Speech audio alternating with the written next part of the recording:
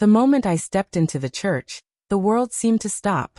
Heads turned, whispers hissed like snakes, and eyes burned into me. Some gasped, others smirked, their murmurs slicing through the heavy air. Is that her? After all this time? I heard my name, Susan Carter, spat like a bitter pill. It had been 15 years since I'd seen most of these people, and now I stood at my ex-husband's funeral, a place I knew I didn't belong. The polished wooden pews gleamed under soft light, and the scent of lilies choked the room.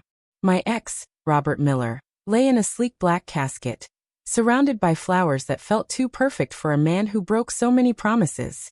His second wife, Diane, sat in the front row, her face a mask of practiced grief, clutching a tissue she barely touched. My daughters, Emily and Grace, sat beside her, their eyes fixed on the floor, refusing to meet mine. I wasn't welcome here. I felt it in every stare, every hushed word. But I didn't come to stir trouble or beg for forgiveness. I came because, despite the pain he caused, Robert had once been my everything, and I needed to say goodbye, even if no one else understood. I walked down the side aisle, my heels clicking too loudly on the marble floor. People leaned toward each other, their whispers growing sharper. Why would she show up? After what she did? I kept my chin up, my shoulders squared, and slid into a pew near the back. My coat folded neatly beside me. I sat still, feeling like a stranger in a room full of memories. The minister's voice droned on, soft and steady, but I barely heard him. My mind drifted to the life I'd built with Robert. Our first apartment, the late-night laughs, the way Emily used to cling to my hand. And then the silence, the kind that creeps in slow and stays, suffocating everything. I'd buried those memories deep, but they clawed their way back now, raw and heavy. The whispers didn't stop. They grew, like a storm building in the distance. I caught fragments she left him. No shame. Poor Diane. I didn't flinch. They didn't know the truth. They never did. Then the lawyer stood. A tall man in a gray suit. He moved to the podium with a folder in hand. The room shifted, every eye on him. I've been asked to read a portion of Robert Miller's last will, he said, his voice clear, cutting through the tension. A pause, long enough to make my heart pound. He opened the folder, adjusted his glasses, and spoke. To Susan Carter. The room froze. Head snapped toward me, jaws dropped, and the whispers died. Emily's eyes, wide with shock, finally met mine. Diane's hand gripped her tissue knuckles white. The lawyer's words hung in the air, and in that moment, I knew something was coming, something no one expected. Before I go on, if you love stories like this, full of heart and twists, subscribe to the channel. Hit that like button and share with friends who need a story to lift them up. You won't want to miss what's next. I sat there, my hands clasped tight in my lap, as the lawyer cleared his throat. To Susan Carter, Robert leaves the house on Maple Street, fully paid, no debts. Gasps rippled through the church. The Maple Street house, our home, the one we'd built together, the one I'd left behind when everything fell apart. Diane's face twisted, her mask slipping. Emily leaned forward, her brow furrowed. Grace stared at me, her mouth slightly open. The lawyer wasn't done. And the Robert Miller Community Fund, valued at $350,000, to be managed by Susan Carter for women's education programs. The room erupted in murmurs, loud now, uncontrolled. Diane stood, her chair scraping against the floor, and stormed out, her heels echoing like gunfire. I didn't move. I didn't speak. My heart raced, but my face stayed calm. They could stare, judge, whisper all they wanted. I wasn't here for their approval. I was here for me. The minister tried to regain control, his voice shaky as he called for silence. But the air had changed, charged with questions no one dared ask aloud. Why me? Why now? I felt Emily's gaze, sharp and searching, but I didn't look back. Not yet. The lawyer folded his papers and sat down, leaving the room in chaos. People shuffled, some leaving, others staying to gawk. I stayed too, my mind spinning. The house, the fund, it wasn't just money or property. It was a piece of my past, a piece I'd thought was gone forever. And Robert, the man who'd hurt me, had given it back. Why? What did he want from me, even in death? I didn't have answers, but I knew one thing. This wasn't the end. It was the start of something bigger, something I hadn't seen coming. As the service ended, I stood, smoothing my dress. A few people approached, their faces a mix of pity and curiosity, but I brushed them off with a polite nod. I didn't need their words. I needed space to think. Outside, the sky was gray, heavy with the promise of rain. I walked to my car, feeling the weight of every eye still on me. Emily and Grace hadn't followed. I didn't expect them to. They'd chosen Diane years ago. Or maybe Diane had chosen them. Either way, the gap between us was wide, and I wasn't sure it could ever close. But as I reached my car, I heard footsteps behind me. Mom. It was Grace, her voice small, uncertain. I turned, and there she was, standing alone, her eyes wet with tears. Why didn't you tell us? She asked. I didn't answer. Not because I didn't want to, but because I didn't know where to begin.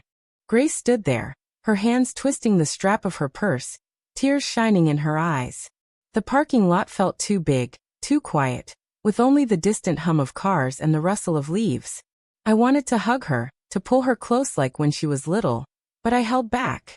The years between us had built a wall, and I wasn't sure how to climb it. Why didn't you tell us? She asked again, her voice breaking. I took a breath, the cold air sharp in my lungs. Grace, there was so much you and Emily didn't need to carry. I wanted you to have a dad, not a fight. Her face crumpled and she shook her head. But we thought you just left. That you didn't care. Those words hit like a punch, but I kept my voice steady. I cared. I always did. But sometimes caring means letting go. She looked away, wiping her cheek, and I saw the little girl who used to draw hearts on my hand with crayons.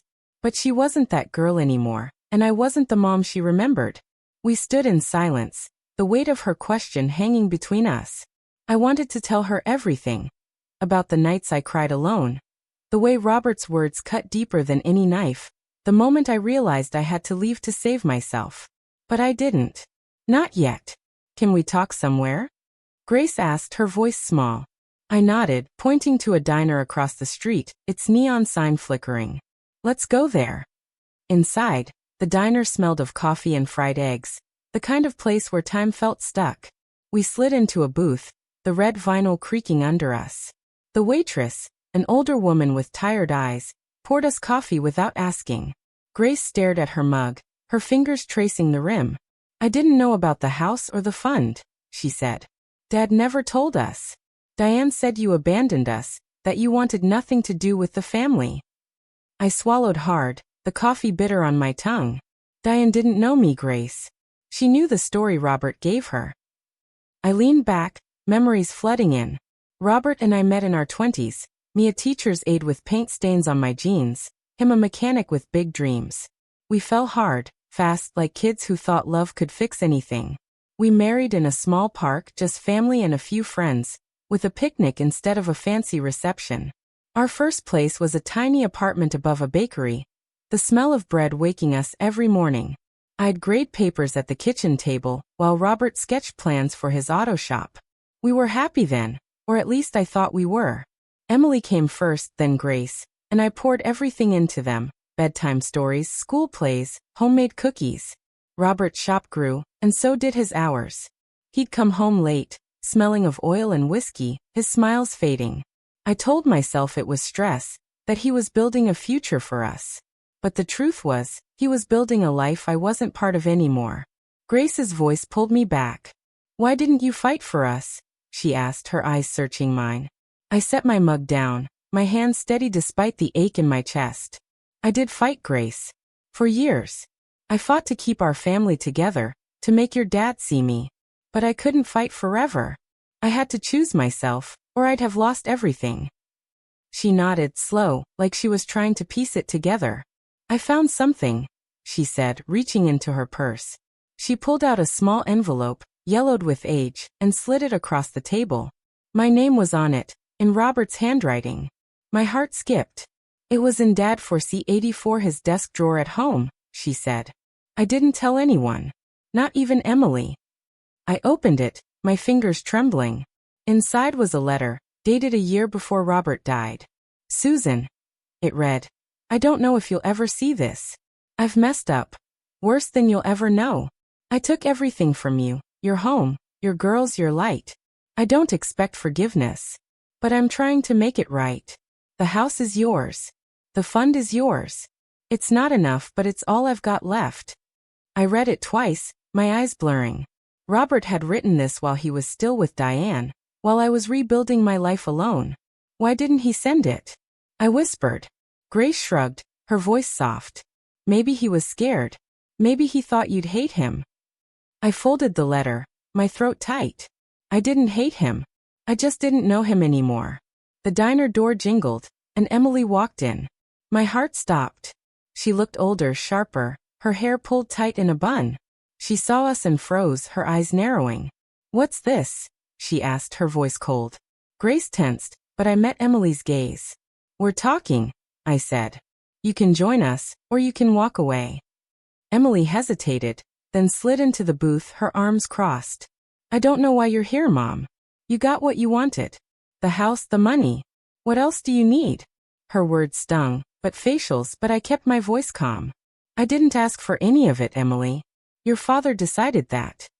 She scoffed, but I saw the flicker of doubt in her eyes. You expect me to believe that? I leaned forward, my voice firm. I'm not here to fight. I'm here to tell you the truth. Whether you listen is up to you. Emily's jaw tightened, but she didn't leave. Grace reached for her hand, but Emily pulled away. I don't know what to think anymore, Emily said, her voice cracking.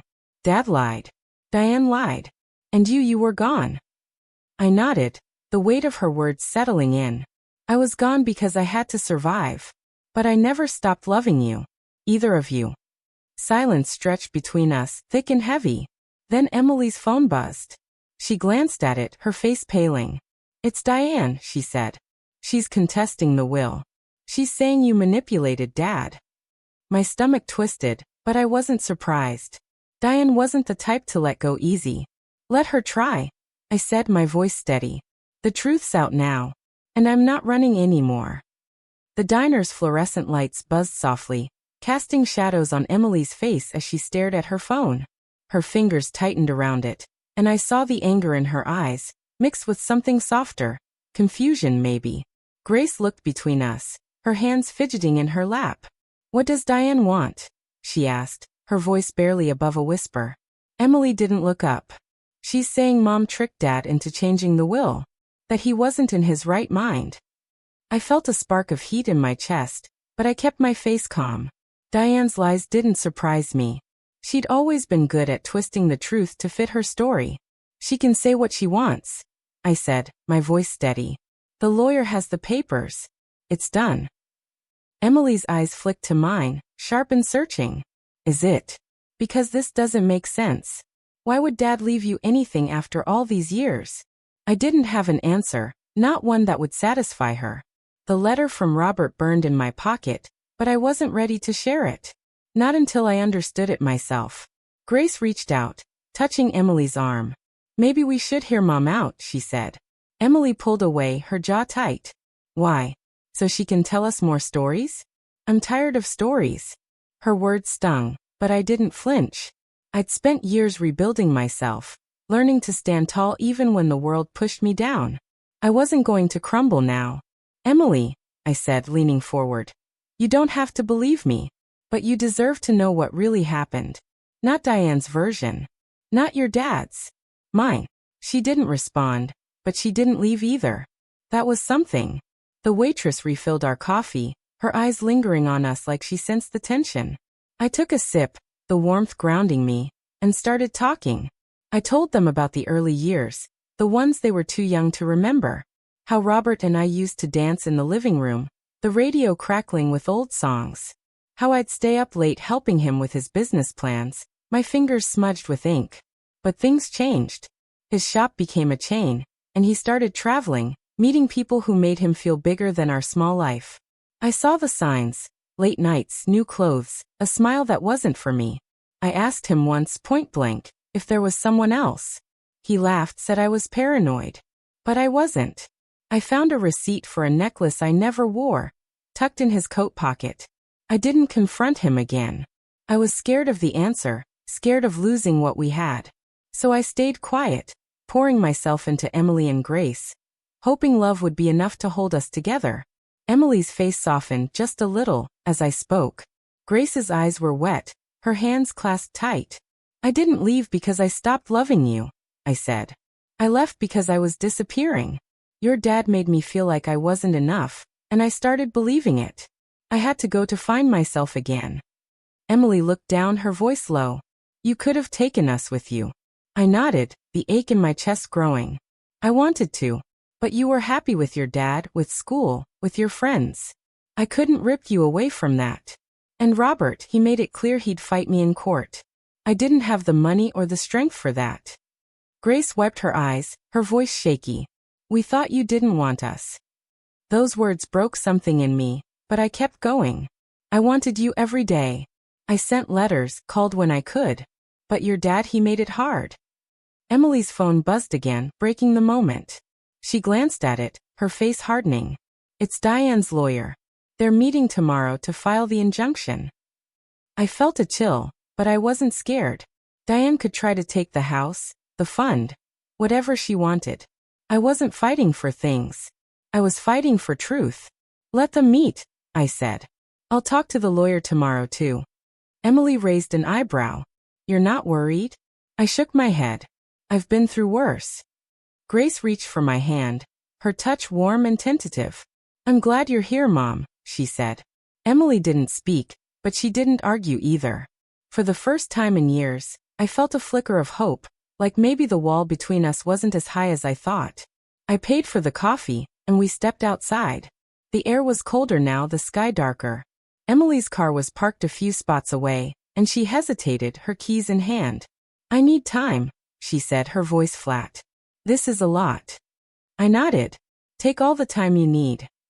She walked away, her shoulders stiff. Grace stayed with me, her arm brushing mine. She'll come around, she said. I wasn't sure, but I wanted to believe her. We walked to my car, the gravel crunching under our feet. As I unlocked the door, my phone rang. It was the lawyer, his voice calm but urgent. Susan, we need to meet tonight. There's more to Robert's will. Something he kept private. My heart skipped. What is it? I asked. He paused, and I could hear papers rustling. It's about a trust fund. For you and the girls. It's significant. I glanced at Grace, her eyes wide with questions. Whatever Robert had left, it wasn't just about money. It was about secrets, and I was starting to think I'd never really known him at all. The lawyer's words echoed in my head as I drove to his office, Grace sitting quietly beside me. The night was dark, streetlights casting long shadows on the road. A trust fund significant, he'd said. My hands gripped the wheel, my mind racing. What else had Robert hidden? And why involve me now, after all these years? Grace stared out the window, her face pale. Do you think Emily will come? She asked, her voice soft. I glanced at her, wishing I could promise something certain. I don't know, Grace. She's hurting. We all are. She nodded, her fingers twisting the edge of her scarf. The air between us felt fragile, like a thread stretched too thin. I wanted to say more, to tell her how much it meant that she was here, but the words stuck in my throat. Some things were too heavy for a car ride. We pulled up to a small brick building, its sign reading Harrison and Sons Law. The lawyer, Mr. Harrison, met us at the door, his tie loosened and eyes tired.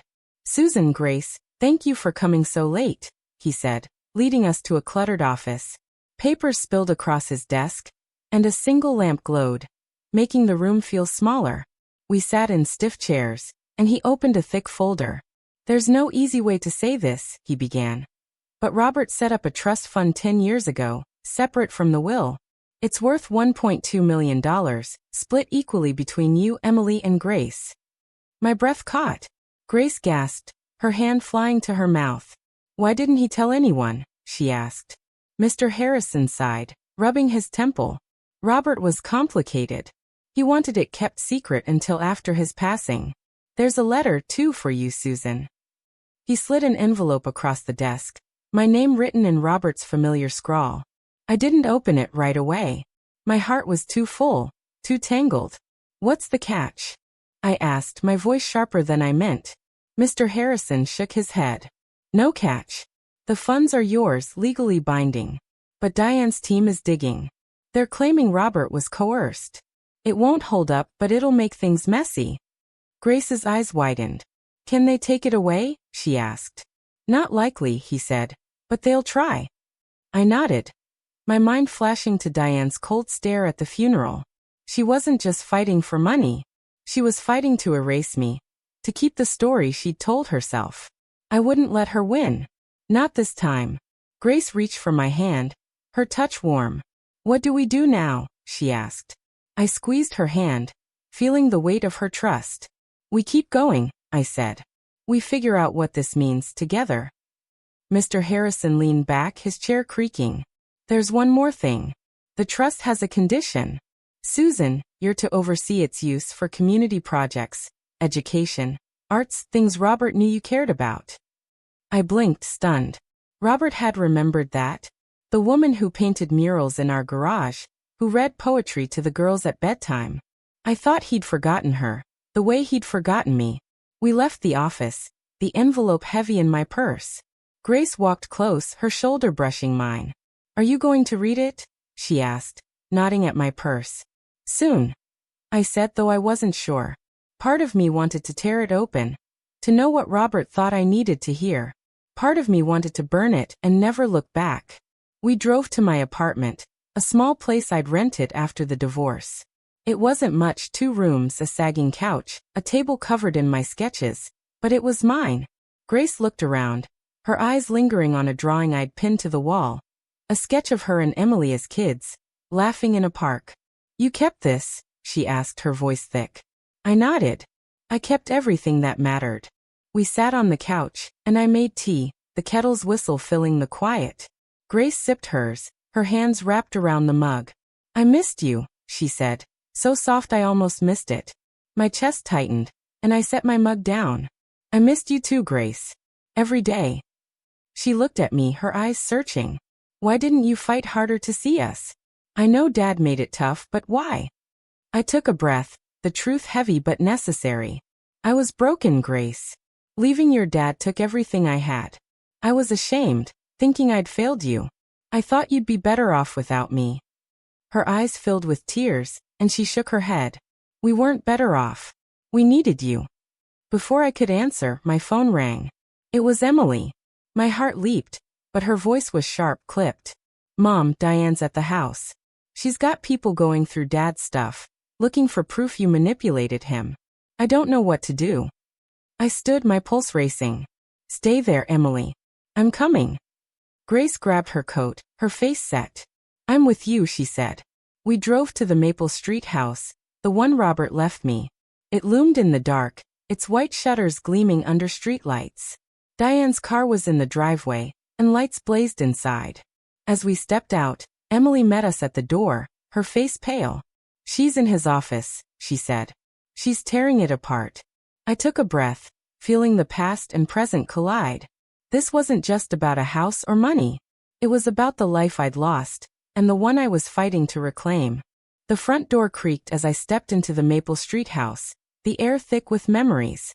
The smell of wood polish and old books hit me, pulling me back to nights spent reading to Emily and Grace by the fireplace. Now the house felt different, invaded.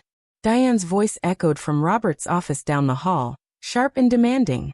Check every drawer. There has to be something. Emily stood beside me, her arms crossed, her face tight with worry. Grace clutched my hand, her grip steady but trembling. What's she looking for? Grace whispered. I shook my head, my heart pounding. Whatever she thinks will make me disappear again. I took a breath and walked toward the office, my steps firm. This was my house now, whether Diane liked it or not. I wasn't hiding anymore. The office door was open, papers scattered across the floor like fallen leaves. Diane stood by Robert's desk, her blonde hair pulled tight, her eyes wild as she rifled through folders. 2 men in suits, her lawyers, I guessed, sorted through boxes, their faces blank. Diane saw me and froze, her lips curling. What are you doing here, Susan? She snapped. This isn't your place. I met her gaze, my voice calm but hard.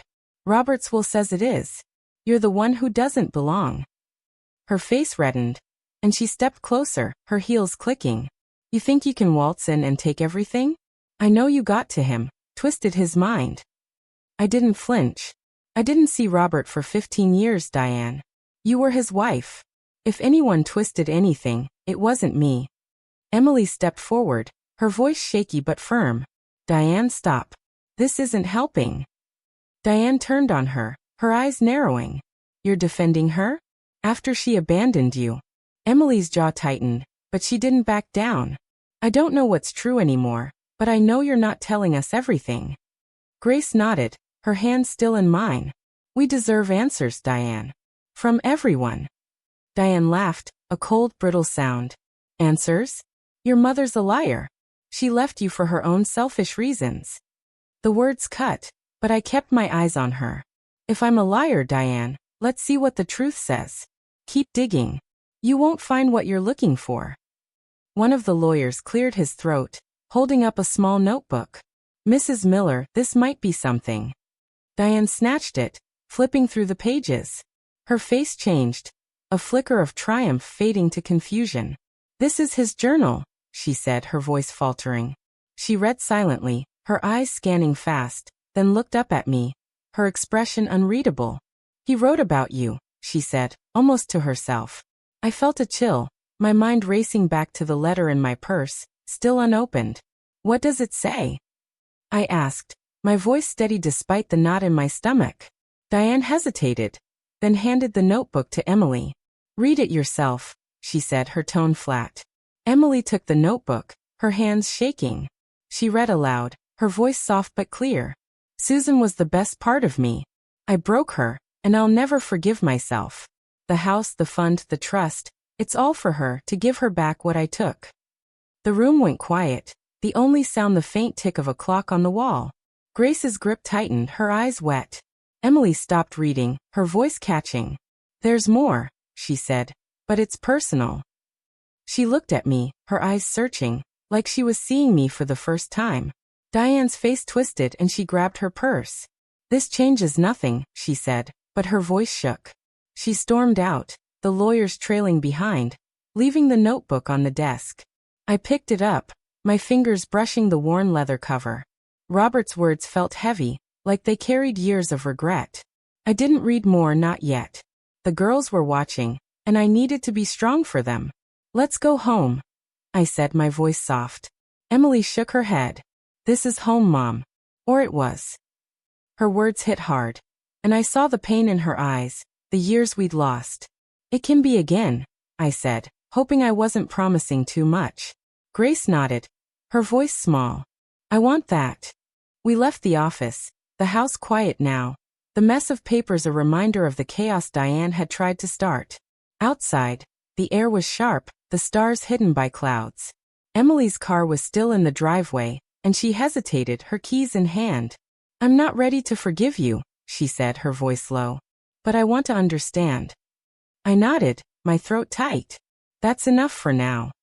She got in her car and drove away, her taillights fading into the dark. Grace stayed with me, her arm linked with mine. She'll come back, she said, her voice certain. I wanted to believe her, but doubt lingered, heavy as the notebook in my hand. As we drove back to my apartment, my phone buzzed. It was Mr. Harrison. Susan, he said, his voice tense. Diane's team found a second will. It's dated later than the one we read. We need to meet tomorrow. My heart sank, but I kept my voice steady. I'll be there, I said. Whatever Diane was planning, I was ready to face it. This wasn't just about me anymore. It was about my girls, and the truth we were finally uncovering. The drive back to my apartment was quiet, the weight of Mr. Harrison's call pressing on me. A second will? My mind spun, trying to make sense of it. Robert had always been careful, deliberate. If there was another will, what did it mean for me, for the girls? Grace sat beside me, her eyes on the road, but I could feel her worry. Mom, she said, her voice soft. What if Diane's right? What if Dad changed his mind? I kept my eyes forward, the streetlights blurring past. Then we'll deal with it, I said, my voice steadier than I felt. But I don't think he did. Your dad wasn't perfect, but he wasn't cruel. Grace nodded, but her hands twisted in her lap. I wanted to promise her everything would be okay, But I'd learned long ago that promises could break as easily as hearts. Back at my apartment, I set Robert's notebook and the unopened letter on the kitchen table. Grace sank onto the couch, her face pale. "Are you going to read them?" she asked, glancing at the papers. I hesitated, my fingers brushing the notebook's cover. "I need to," I said. "But not tonight. It's too much." She nodded, understanding. I made us tea, the routine calming my nerves. We sat together, the steam rising from our mugs, and for a moment, it felt like the old days, when Grace would curl up beside me and talk about her dreams. "I used to think you didn't care," she said, her voice barely above a whisper. "But now, I see how hard it was for you." My throat tightened, and I reached for her hand. "I never stopped caring, Grace. Leaving was the hardest thing I ever did." We talked late into the night, about small things at first, her job, her favorite books, the way she missed the garden at the Maple Street house. Then deeper things, how she felt caught between Robert and Diane, how Emily's anger scared her. "She's not mad at you," Grace said. "She's mad at everything. Dad, Diane, the lies." I nodded, the ache in my chest familiar. I'd carried that anger once too, until I learned it only hurt me more.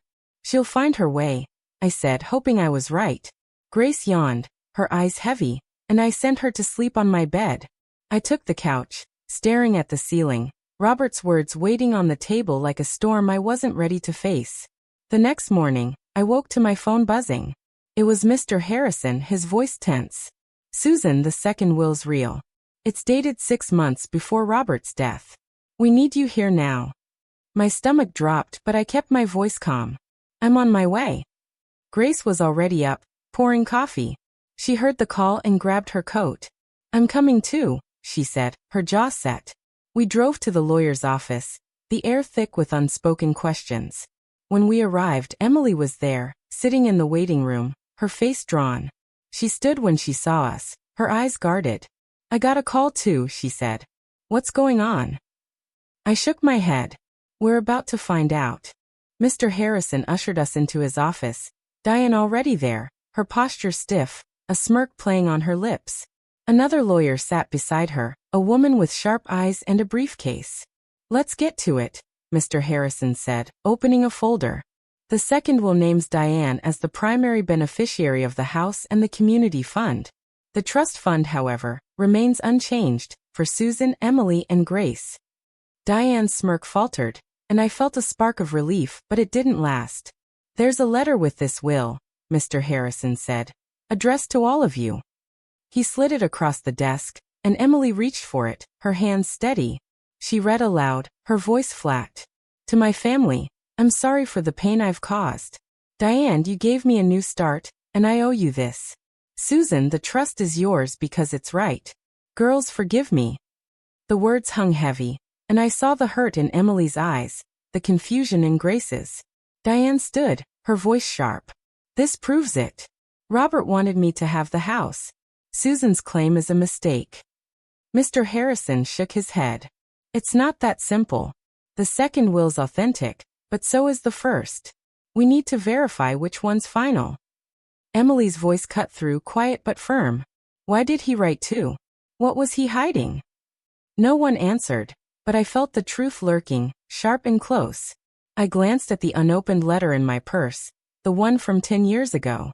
Maybe it held answers, but I wasn't ready to share it, not with Diane watching like a hawk. "We'll fight this," Diane said, her eyes locked on me. "You won't win, Susan." I met her gaze, my voice calm. "I'm not fighting you, Diane. I'm fighting for what's true." As we left the office, Emily walked with us, her silence heavy. "I don't know what to believe anymore," she said, her voice breaking. Grace touched her arm. "We'll figure it out, Em. Together." Emily didn't pull away this time, and that small gesture felt like a step forward. We drove back to the Maple Street house, needing to see it, to feel it. As we stepped inside, my phone rang again. It was an old friend, Clara, who'd known Robert and me years ago. "Susan," she said, her voice urgent. "I found something in my attic. A box of Robert's things. There's a tape, you need to hear it." My heart raced, the word tape echoing like a warning. Whatever Robert had left behind, it was pulling me deeper into his secrets, and I wasn't sure I was ready for what I'd find. Clara's words about the tape stayed with me as I stood in the Maple Street house, the familiar creak of the floorboards grounding me. Emily and Grace wandered the living room, their eyes tracing the walls where our old photos used to hang. The air felt heavy, like the house held its breath, waiting for us to decide what came next. "Mom," Emily said, her voice soft. "Did you know about any of this? The trust, the wills?" I shook my head, my hand resting on the unopened letter in my purse. "Your dad kept a lot from me too," I said. Grace picked up a small vase from the mantel, one I'd bought years ago at a flea market. "It's like he's still here," she said, her voice cracking. I nodded, feeling the same ghost of Robert in every corner. I called Clara back, my heart racing. "What's on the tape?" I asked. Her voice was low, careful. "It's Robert talking to someone. I don't know who, but he mentions you and the girls. I'll bring it over." I agreed, and we waited, the three of us sitting on the old couch, its springs sagging under us. Emily broke the silence. "I found something last night," she said, pulling a photo from her purse. It was us, me, Emily, Grace, and Robert, at a 4th of July picnic, all smiles and sunburns. "I forgot how happy we were," she said, her eyes wet. I touched the photo, my throat tight. "We had good days," I said. "They weren't all bad." Grace leaned closer, her shoulder against mine. "I want more days like that," she said. I squeezed her hand, hoping we could find them. Clara arrived, her gray hair tucked under a scarf, a small box in her arms. She hugged me tight, her eyes full of worry. "I didn't know what to do with this," she said, setting the box on the coffee table. Inside was an old cassette tape, labeled Robert 2012. My stomach twisted. That was a year after our divorce, when I was still picking up the pieces of my life. Clara pulled out a dusty tape player from her car, and we gathered around, the machine whirring as it started. Robert's voice filled the room, rough but clear. "I messed up, Tom," he said. "Susan deserved better. The girls too. I'm setting things right, but it's gotta stay quiet." I froze, my heart pounding. Tom was his old business partner, someone I hadn't thought of in years. "The trust is for them," Robert continued. "Diane can't know. She'll fight it." Emily's eyes widened, and Grace gripped my arm. The tape crackled, Robert's voice heavy with regret. "I thought I could start over, but I lost what mattered. Susan, she was my home." The words hit me hard, tearing open old wounds. I wanted to hate him, but all I felt was sadness. The tape ended, and silence swallowed us. Clara spoke first. "I found it with some of Robert's old files. I didn't listen till yesterday." Emily stood, pacing, her voice sharp. "Why hide it? Why not tell us?" I shook my head, no answers to give. Grace's voice was small. "He was ashamed, wasn't he?" I nodded, the truth settling like dust. Robert had carried his guilt alone, and now it was ours to unravel. My phone buzzed, breaking the moment. It was Mr. Harrison. "Susan, we've got a problem," he said. "Diane's team claims the second will was notarized by someone close to Robert. They're pushing for a hearing tomorrow." My chest tightened, but I kept my voice calm. "What do we need to do?" He sighed.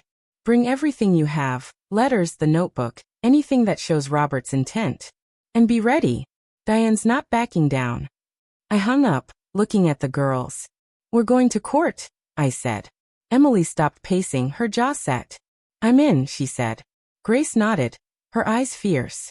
"Me too." For the first time, we felt like a team, bound by something stronger than pain. We spent the evening sorting through the box Clara brought. There were receipts, old business cards, a drawing Grace made for Robert when she was 6. Each piece was a fragment of the life we'd shared, and it hurt to touch them. I finally opened the letter from my purse, my hands shaking. "Susan," Robert wrote, "I'm a coward for not saying this to your face. You gave me everything, and I threw it away.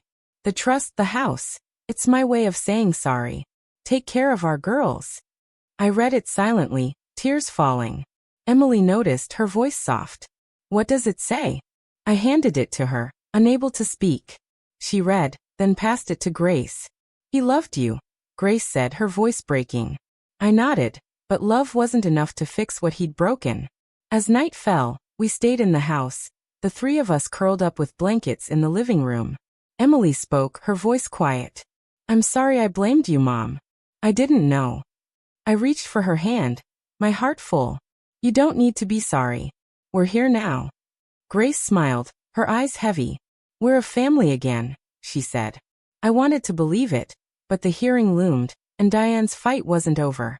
The tape, the letter, the notebook. They were pieces of a puzzle, but I wasn't sure they'd be enough. As I closed my eyes, Robert's voice from the tape echoed in my mind. A reminder that the truth was out there, waiting for us to claim it.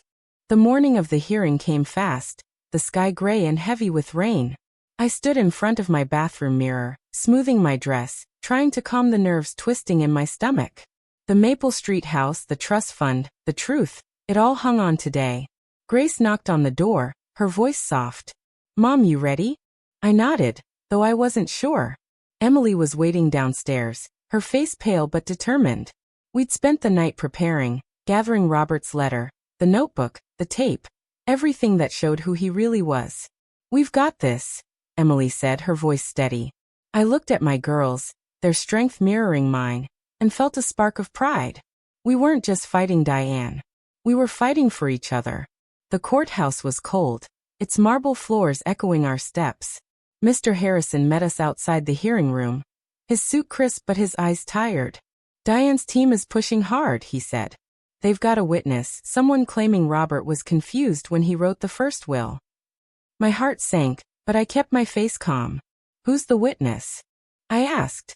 He shook his head. We'll find out soon. We walked inside, the room packed with faces I didn't know, their whispers sharp like at the funeral. Diane sat at a table with her lawyer, her posture perfect, her eyes locked on me. I sat with Emily and Grace, the tape player and papers in a bag at my feet. The judge, an older woman with gray hair, called the room to order, her voice firm. Diane's lawyer spoke first, her words smooth and cutting. Robert Miller was under undue influence when he drafted the first will, swayed by guilt over his ex-wife, Susan Carter. The second will, notarized later, reflects his true wishes.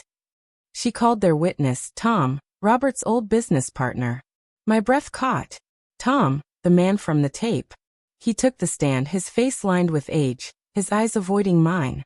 Robert was a mess after the divorce, he said. He felt bad about Susan, said he owed her. I think he wrote that first will to ease his conscience, not because he meant it. Emily tensed beside me, her hand gripping mine.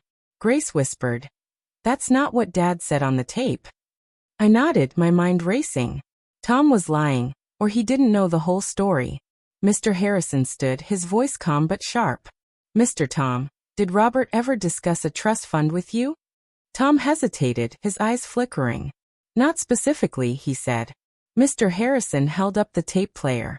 We have a recording, dated 2012, where Robert discusses his intentions with you. The room stirred, and Diane's face tightened. The judge allowed the tape, and Robert's voice filled the courtroom, raw and heavy. The trust is for them. Diane can't know. She'll fight it. Tom's face paled, and the whispers grew louder. When the tape ended, Mr. Harrison turned to Tom. Did you know about the trust? Tom shifted, his voice low. He mentioned something, but I didn't think he was serious. The lie hung in the air, and I saw doubt in the judge's eyes. I took the stand next, my hands steady despite the weight of every stare. I didn't ask for anything from Robert, I said. I left to save myself, not to take from him. The house, the fund, the trust, they were his choices, not mine. Diane's lawyer stood, her voice sharp. You expect us to believe you had no contact with Robert for 15 years? I met her gaze. I didn't need to. He knew what he'd done. I handed over the letter from 10 years ago, the one Robert never sent. The judge read it silently, her face unreadable. Emily spoke next, her voice clear. My dad hurt my mom, but he tried to make it right. We believe her. Grace nodded, tears in her eyes. She's our mom. She never stopped loving us. The hearing stretched on, arguments flying, but I felt a strange calm. The truth was out, in Robert's words, in mine and the girls'. Diane's lawyer tried to twist things, but the tape and letter were hard to argue against. As we left the courtroom, the judge said she'd rule soon. Outside, Rain fell in soft sheets, and Emily pulled me into a hug, her arms tight. "I'm proud of you," she said, her voice muffled. Grace joined us, and for a moment, we stood there, the three of us, rain soaking our clothes. "We're okay, right?" Grace asked. I nodded, my heart full. "We're more than okay." Back at the house, I sat alone in the living room, the letter in my hands. I read it again. Robert's words cutting deeper now. "Take care of our girls," he'd written. I was trying, but the fight wasn't over. My phone rang, and it was Clara, her voice shaky. "Susan, I found another tape in the box. It's Robert talking to Diane. You need to hear it before the judge rules." My pulse quickened, the word Diane like a warning. Whatever was on that tape, it could change everything, and I wasn't sure I was ready for more of Robert's secrets. But I had to know. For me, for the girls, for the life we were rebuilding. /X artifact. This 8th section is 5,000 characters, continuing the emotional, humanized story with dialogues, a twist, Tom's testimony and the new tape, and suspense to keep the audience engaged. It's written in simple English, past tense, and follows your 10 rules and the competitor's outline without the subscription line. Let me know next when you're ready for the 9th section. Or share any feedback if you want adjustments. The rain had stopped, but the air felt heavy as I drove to Clara's house, the weight of her call about the new tape pressing on me. Emily and Grace sat in the back, their faces tense, the silence between us thick with questions. What could Dad have said to Diane? Grace asked, her voice small. I gripped the wheel, my knuckles white. "I don't know," I said. "But we need to hear it." Emily leaned forward, her eyes on me. "What if it's bad, Mom? What if it changes everything?" Her words echoed my own fears, but I kept my voice steady. "Then we face it together." The Maple Street house faded behind us, but its pull stayed, like a thread tying us to the past. Clara met us at her door, her face lined with worry. She led us to her living room, where the old tape player sat on a coffee table. The new cassette labeled Robert and Diane, 2018. My heart raced. That was a year before Robert got sick, when Diane thought she had him all to herself. We sat on Clara's worn couch, the springs creaking, and she pressed play. Robert's voice came first, tired but firm. "Diane, we need to talk about the will." Diane's voice cut in, sharp and cold. "What's to talk about? You said I'd get the house, the money, everything." Robert sighed, a sound I knew too well. "I changed it. Susan gets the house and the fund. The trust is for her and the girls." Diane laughed, bitter and loud. "Susan? After she walked out? You're joking." Robert's voice hardened. "She didn't walk out. I pushed her out. I owe her this."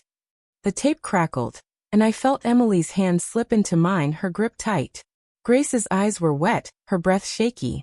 Diane's voice grew louder. "You're throwing away our life for her? I won't let you."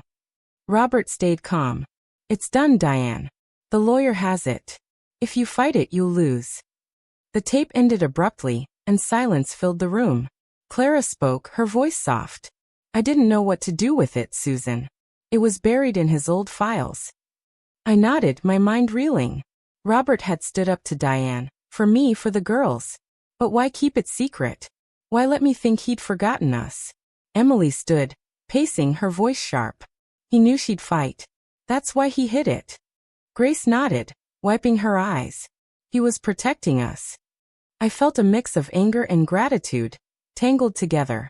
Robert had tried to make things right, but his silence left us to clean up the mess. "We need to give this to Mr. Harrison," I said, my voice firm. "It proves the first will was his choice." Emily stopped pacing, her eyes fierce. "Diane's going to lose it when she hears this." I nodded, knowing she was right. Diane wasn't fighting for love or loyalty. She was fighting for control, and this tape took it away. We drove to the lawyer's office, the tape in my purse next to Robert's letter. Mr. Harrison listened to it, his face grim. "This changes everything," he said. "It shows Robert's intent, clear as day. I'll submit it to the judge before the ruling." He paused, his eyes on me. "You're sure you want to do this? Diane's team won't go quietly." I looked at Emily and Grace, their faces set with determination. "I'm sure," I said. "This isn't just about the house or the money. It's about the truth. He nodded, respect in his eyes. I'll call you when the judge sets a date. Back at my apartment, we sat around the kitchen table, the weight of the day settling over us. Grace pulled out the old photo from the picnic, her fingers tracing our smiles. I want to remember him like this, she said, her voice breaking. Emily nodded, her voice soft. Me too. Not the lies, not the fights. Just, Dad. I reached for their hands, my heart full. He wasn't perfect, but he loved you. And he trusted me to take care of you. Emily's eyes met mine, softer now. You always did, Mom. Even when we didn't see it. Her words healed something in me. A wound I'd carried too long. As night fell, I sat alone, the tape's words replaying in my mind. Robert had fought for me in his own way, but it didn't erase the years of pain. I opened his notebook, flipping to a page I hadn't read. Susan taught me what home means, he wrote. I lost it, but I hope she finds it again. Tears fell. And I closed the book, my heart heavy but lighter too. The phone rang, and it was Mr. Harrison. Susan, the judge wants us tomorrow. Diane's team found a witness who claims Robert was pressured by someone else, not you. It's someone from his past. My pulse quickened, the word witness like a shadow. Whoever it was, they held another piece of Robert's story, and I had a feeling it would shake us all. The courthouse doors swung shut behind us, but the weight of the hearing lingered, heavy as the rain-soaked air. Emily's hand brushed mine, a quiet anchor, while Grace walked close, her eyes bright with relief. The judge's ruling echoed in my mind. The first will stood. The house and fun were mine, the trust shared with my girls. Diane's defeat was clear in her hurried exit, her lawyer trailing behind, but victory didn't feel like I'd imagined. It wasn't about the house or money. It was about the truth, and the family I'd fought to reclaim. Mr. Harrison patted my shoulder, his voice warm. You were strong in there, Susan. I smiled, but my heart was elsewhere, tangled in Robert's words, his regrets, and the years we'd lost. We drove to the Maple Street house, the silence between us soft, not heavy. Emily spoke first, her voice low. I didn't think we'd win. Not really. Grace nodded, her fingers tracing the car window. I was scared Diane would take it all. I glanced at them, my chest tight. It was never about winning, I said. It was about showing you who I am. Emily's eyes met mine in the rearview mirror, softer now. We see you, Mom. Those words, simple as they were, stitched something broken in me. We pulled into the driveway, the house glowing under the evening sky, its roses defiant against the cold. Inside, we gathered in the living room, the air warm with memories. I pulled out Robert's notebook, my hands trembling. There's one more page I didn't read, I said, opening it. His handwriting was shaky, dated just before he got sick. Susan, you're the heart of this house. I broke it, but you can fix it. For you, for the girls, for others. Tears fell, and I passed the notebook to Emily. She read silently, her breath catching. He believed in you, she said, handing it to Grace. Grace's voice broke as she read. He wanted us to be a family again. I nodded, my throat too tight to speak. Robert's mistakes had torn us apart, but his final acts were pulling us back together. Grace stood, crossing to the mantel where the old vase Saturday. We should fill this with flowers again, she said, her voice firm. Like you used to. Emily smiled, a rare softness in her face. And hang new pictures. Ones with all of us. Their words sparked something in me. A vision of this house alive again, not just for us but for others. The fund, I said, my voice steady. We'll use it to help women, mothers, daughters, anyone who needs a second chance. This house can be their place too. Emily's eyes lit up. I could teach art here like you taught me. Grace nodded, her voice eager. And I could run workshops, maybe for writing or gardening. Their excitement warmed me, and I saw the future, bright and real. But then the doorbell rang, sharp and unexpected. My heart skipped. Who's that?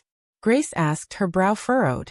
I opened the door, and there stood Tom, Robert's old business partner, his face lined with guilt. Susan, he said, his voice low. I need to tell you something. Emily and Grace stepped closer, their eyes wary. I nodded, letting him in. He sat, his hands clasped tight. I lied on the stand, he said. Robert wasn't confused. He told me about the first will, the trust, everything. He made me swear to keep quiet because he was scared of Diane. My breath caught, anger mixing with relief. Why tell me now? I asked. Tom looked down. Because I saw you today, fighting for your girls. I owed you the truth. Emily's voice was sharp. You could have said this in court. Tom nodded, his eyes heavy. I know. I was a coward, like Robert sometimes was. But I'm here now.